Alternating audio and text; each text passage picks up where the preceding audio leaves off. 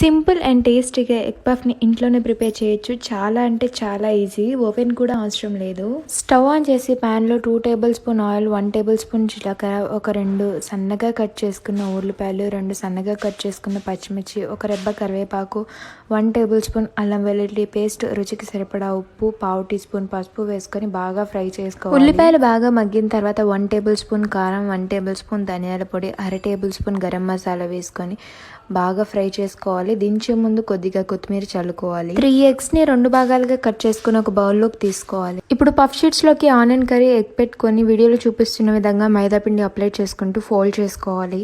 అన్ని పఫ్ షీట్స్ని కూడా వీడియోలో చూపిస్తున్న విధంగా ఫోల్డ్ చేసుకుని ఒక ప్లేట్లోకి తీసుకొని పెట్టుకోండి. ఇప్పుడు ఈ ఎగ్ పఫ్స్ని మీడియం టు హై ఫ్లేమ్లో ఆయిల్లో ఫ్రై చేసుకుంటే బ్రౌన్ కలర్ వచ్చేంత వరకు వేడివేడిగా ఈజీ అండ్ సింపుల్గా ఎగ్ పఫ్స్ అయితే రెడీ అయిపోతాయి. పఫ్ షీట్స్ ఎలా చేయాలి అనేది కింద లింక్ ఇచ్చేస్తా. అలాగే మన ఛానల్ని సబ్స్క్రైబ్ చేసుకోండి.